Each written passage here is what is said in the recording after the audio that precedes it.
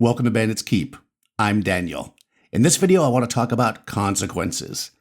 So one of the things we often hear, especially by GMs that have been around for a while, player characters must have consequences for the things they do. In fact, they're not just making it up, it's in the books, right? Some of the old books say things like have Conan show up or a gold dragon and get those players in line. I'm not so sure that's the approach for me. In fact, it's definitely not the approach for me. Maybe it's not the approach for you. Let's dig into the idea of consequences, how the player characters affect the world, and how we might deal with that at our table. What are consequences?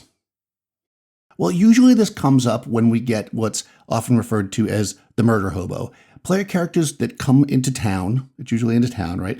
Is usually not an issue going into a dungeon and doing this, and they kind of make trouble. They pick on people. They are more powerful than people around them. They, steal from shopkeepers. They beat up people in the street. They just do what they want, right? They can't be stopped. This can actually happen if you're running a more, I'm going to say realistic world like I do, where in most towns, people are 0 level or maybe 1st level. There's not a lot of powerful characters. There might be a person that's 2nd, 3rd, 4th level in the town, except for maybe your knights and kings and stuff off in the castle might be higher level, but that's not who you're going to run into. I know that in later AD&D modules, we see this being handled where the bartenders are all like 5th level rangers and crazy stuff like that. You can mix that in here and there to kind of set, to establish a tone. Like adventurers don't always make it to 10th level. Sometimes they retire and become bartenders.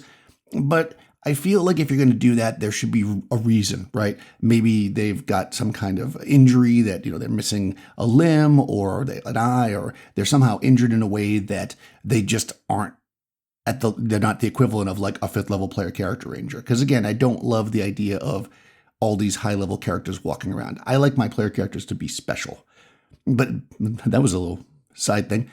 But my point being is that if a group of player characters comes into town and they're 2nd or 3rd level, they're dressed in plate mail armor and they have their pole arms and they go into this town, most people aren't going to have weapons. Most people aren't going to be higher levels. So the player characters can become bullies. And if you have a group that does that kind of thing, that just runs wild on places, how do we deal with them? This video is sponsored by the Kickstarter for the Luminous Lore Setting Guide and Art Bible. We're getting close to the end of this Kickstarter, so check it out. They've already met several of the stretch goals, which I'll put on the screen here so you can see all the cool stuff you're getting, and they're very close to making the next one.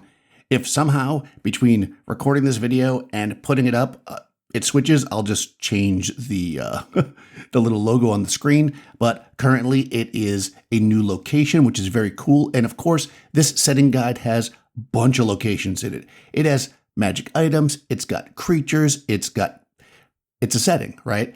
Now, what's cool about this to me, and I talked about this a little bit before when the Kickstarter first launched, was the dream magic. The idea that this is all based on kind of a dream world. I use these kind of things in my games all the time, and I'll definitely be pulling some of the stuff from this, but also using art. I love the idea that you could start to draw somebody who's a foe in front of you. You draw their arm and then it disappears from their body, right? Fun stuff like that. Really innovative and different. Much more exciting to me than throwing a fireball at somebody. So I love the idea of dreams and mystery and a different way of approaching fantasy. And this setting guide has all that for you. If you're going to take it and pull a location to put in your world, have your players jump into this world temporarily, or just use some of the lore. Maybe it's a ancient lore that's been lost to time. It's really useful, and I think it's worth checking out. So I'm going to put a link to the Kickstarter. Again, you don't have that much more time to do it, but I recommend checking it out while you can. And maybe you'll be the person that makes that next stretch goal happen.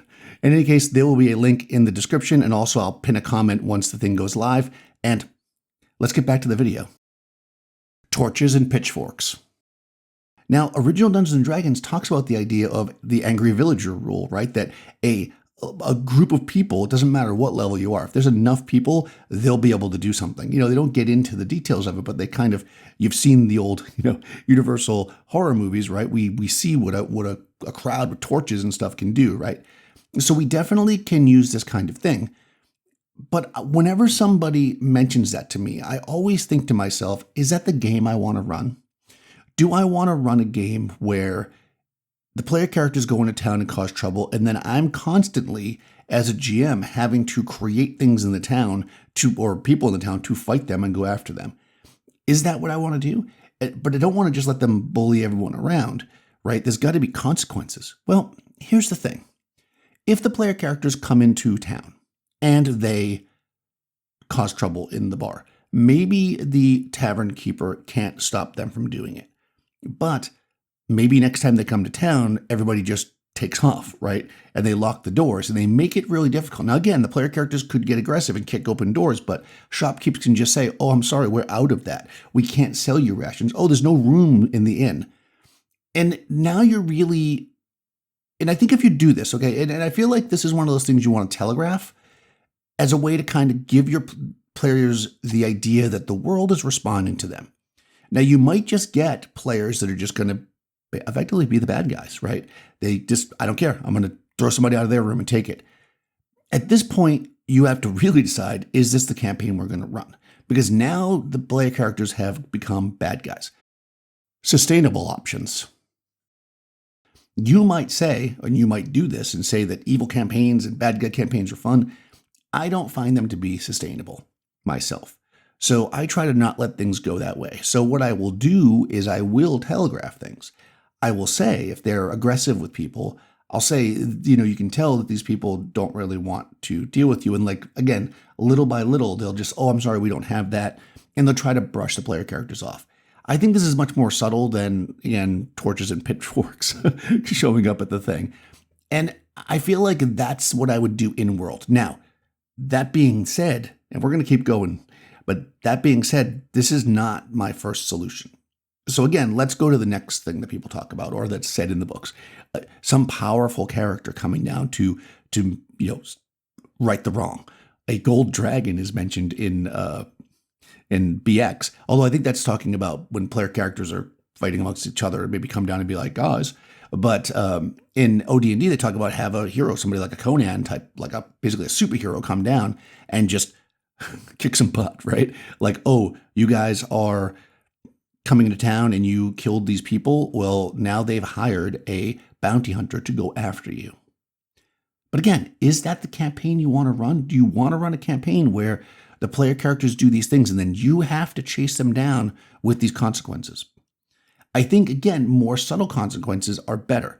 Word spreads so that maybe they killed a couple innocent people in this one town and nothing seems to happen. But when they go to the next town, people are eyeballing them. People are whispering. People seem to know who they are. And again, services aren't necessarily denied, but they're definitely like, oh, we're sorry, we don't have any oil for your lanterns. And no, there's no replacement swords in this town because you lost yours against a rust monster, right? Oh no, the temple is closed, so the cleric can't heal people, depending on what kind of situation you're doing. And what you can do is basically make it clear that people don't want to deal with them in a more subtle way. And then if you let them, if they don't get wild and crazy and they see this as, okay, wow, we've got to, not do that, maybe the next town they go to or two towns later, word just stops spreading because they're no longer rumors and exciting stories if they're not doing bad stuff, right? So I think you can do it in a more subtle way. But ultimately, I think really the way to handle most of this stuff is an out-of-table discussion. And I don't see why this is such a big deal for some people. It seems like when I first got back into playing, I would be on all these forums and you'd have these people, they'd be like, I have this one player that does this and everybody hates it and this, that. And it's like, well, why aren't you just saying something to them? Not in the game. Don't do the thing, well, then fine, just kill their player character. That is what you're trying to do is police in the game a thing that should be dealt with out of the game, player behavior. Because honestly, to me, that's not player character behavior. The classic, that's what my character would do when used in the I just murdered a innocent person thing is an excuse for the player that has bad player skills, effectively, that's being not a good player, that's not playing along with the game that everybody wants to play. And again, we're talking about a game where you're not playing evil characters. If you're playing evil characters, that might be super fun. I just don't think that's sustainable. It's definitely not for me. And here's the other thing. And I probably should have mentioned this earlier, but I think this is key. This conversation always happens. I'm going to come back to that. When people are doing bad things, balanced consequences. Remember, all this telegraphing, this rumor, people talking about things should also happen when the player characters do good. So if the player characters do something, like for instance, in my campaign, nobody hired them, nobody asked them to do it, but the player characters heard of some missing children and they thought, that's not cool. And they figured it out and they went and they rescued these children. Again, no quest giver, no job board, they just did it. They did a good thing. And then one of my players actually said to the group when they were deciding what they were going to do, they said, good can be its own reward. And that is exactly it. They brought it was children back to the town, and this was a poor town. They didn't have much to offer them. But now, whenever they go to that town, they are heroes of the town. If they need something and the town has access to it, they will give it to them. They will take food off their own plates to give the characters food for a journey. They will stop making horseshoes for their horses to, fix a piece of armor or something, because they have done good for that town. And it spreads. When they go to other nearby towns, they know who they are too. They don't get as good a treatment there because they didn't do anything for them, but they know these are heroes. These are people we can go to. They're not some random adventurers that just cause trouble. They are somebody that has done good for the sake of good, and thus they will get their reward. What game do you want to play? Okay, so before I get a little bit more into effectively the how we handle this, I just want to say, I've mentioned it several times, kind of with the what game do you want to play? What I mean by that is think about what is fun for you and your group. Is chasing down the player characters with mercenaries, is making their life difficult with mobs of angry villagers that they then have to fight or be killed? Is that what you want to play? Or are you just knee-jerk reacting and going, well, that's what they would do, and creating a problem? Because I think that we can step outside of maybe what might happen and think, what is going to be fun? Now, this can go too far the other way, where you just ignore what the player characters do because you don't want to deal with it. And I think what we need to do is find a place in the middle. Like I said, there should be consequences, both good and bad, and we need to telegraph them. Telegraphing consequences is important. You could even have the player characters witness early on in the campaign a group of adventurers being shunned, right? Because, in fact, they could go to a town, unknown town, they're not known in the town at all, and the town is looking and side-eyeing them, and then finally somebody talks to them and they say, well, this town is hesitant about adventurers, and we're very cautious about what services or anything we offer them because we had a group come through here and they did whatever you want to say they did, right? And that will tell the player characters, oh, this stuff can follow me. In fact, it might even send them off on a quest to get retribution for what those people did, right? And you can do that, right? That's totally fine. The game I want to run is where my players get to send their characters on epic, heroic adventures.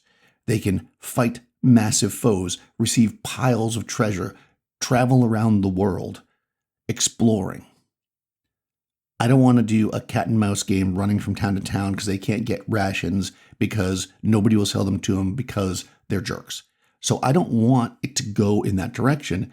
And because of that, there's basically two ways you can handle this. This goes back to when I first started playing again. So when I first started playing again, I went on lots of Facebook groups and other forums and stuff talking about D&D, and over again you get these questions about the bad players and what they did. And far too many times you'd get kill their character. But then a good amount of times you'd also get the advice that I would give, which is have a conversation out of the game. Policing player actions. I don't believe that you should create mechanics to handle bad player behavior. And bad behavior could be something like murdering things, or it could be taking too long on your turn. I see people all the time talking about, oh, they took so long on their turn, so we decided to put timers on the table. Why not just have a conversation? Say, hey, we want to do it this way and we're taking too long. We want to do this.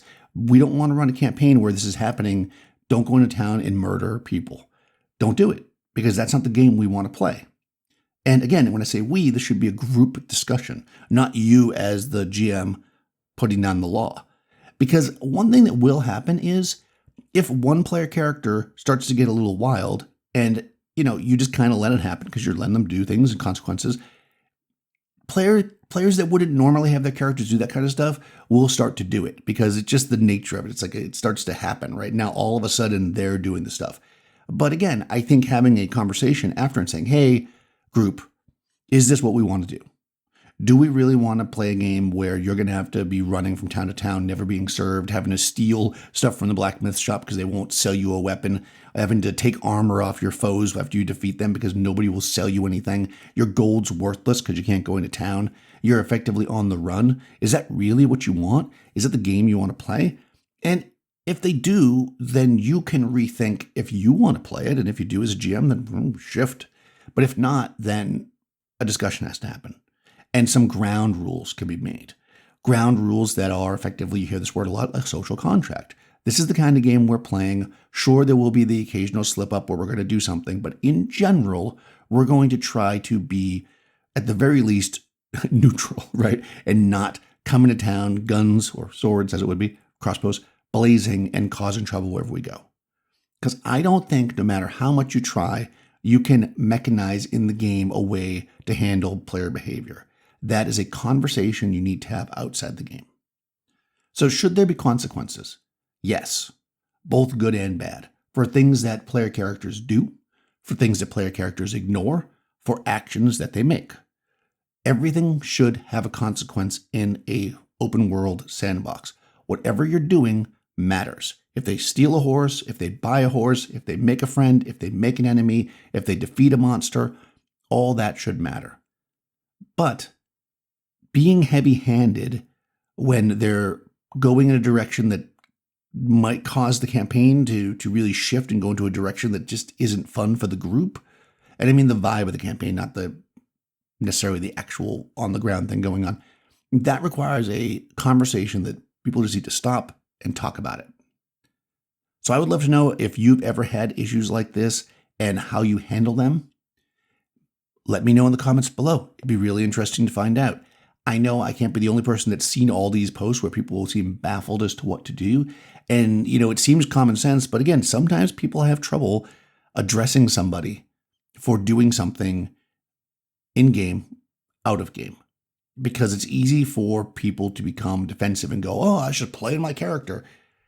Don't play that character, I guess is the answer to that, right? So anyways, thanks for watching, guys. Check out the description. You're going to find a link to Luminous Doors Kickstarter. Jump on there, maybe get part of that, maybe get that last stretch goal going. Check also down there, you're going to find a link to Discord, my Discord server as it would be, and also, not Discord in general, and also my Patreon if you want to support the channel. I'll talk to you soon.